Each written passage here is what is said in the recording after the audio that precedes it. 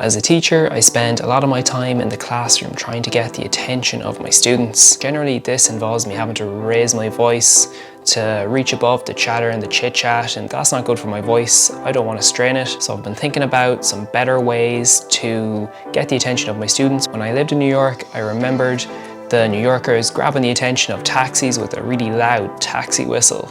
If it's good enough to get the attention of a cab in a loud city, I think it's definitely good enough for me to be able to get the attention of my students. So I can see from my extensive research that there are two main techniques when it comes to taxi whistling: the double holster gun and the OK sign. And because I'm a big fan of saving time and energy, I'm going to learn to taxi whistle using the OK sign. There seems to be 4 main steps when it comes to learning the taxi whistle. Step 1, make an OK sign.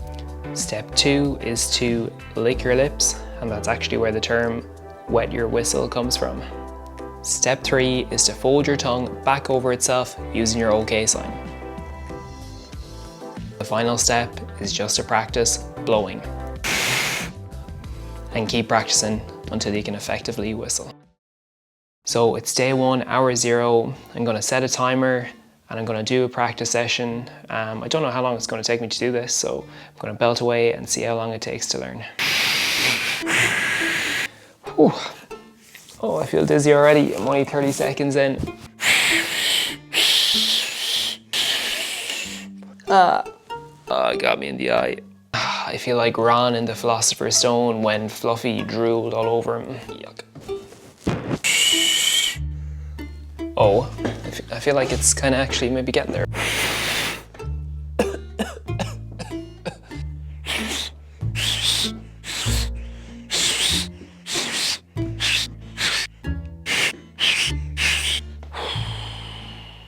Oh, I feel dizzy, so I'm going to take a break. So I put in about 5 minutes of practice yesterday before I started to get dizzy, and I stopped and I didn't go back to it again. So this is my day 2 attempt at learning to whistle. I better get warmed up first.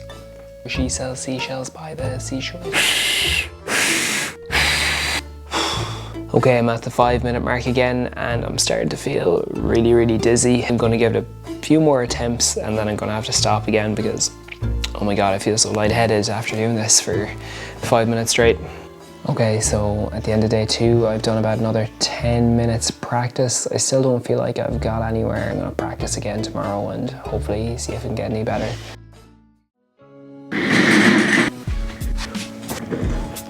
Alexa, lights blue. Go.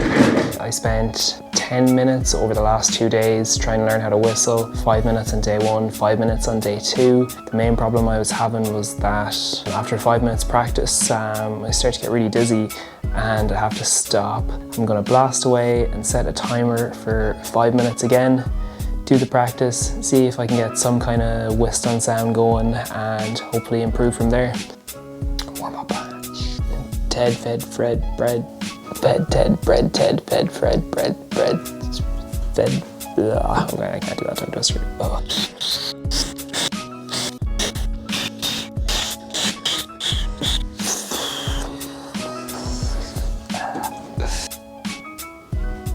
I'm so dizzy already. Not making any good whistling sounds. Ah, goddamn. Hurry up and learn. This is way harder than I thought it was going to be. Every time I start one of these challenges, they always look so easy and I never get to learn them as quick as I think I'm going to get them.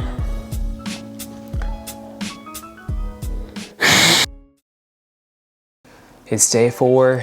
This is my 4th practice session and I have made little to no progress. I feel like I need to put a bit of urgency to this because I've got things to do.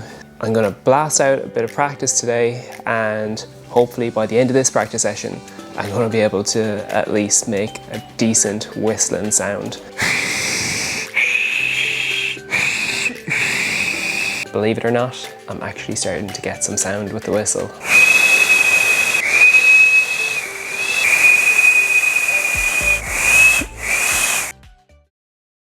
it's day 5 of this taxi whistle challenge, and I'll show you what I got. Taxi!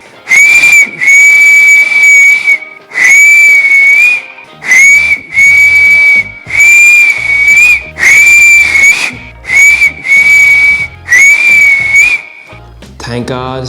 I feel like I finally got that whistle down and I am over the moon about it. On to the next challenge. Let's see how that goes.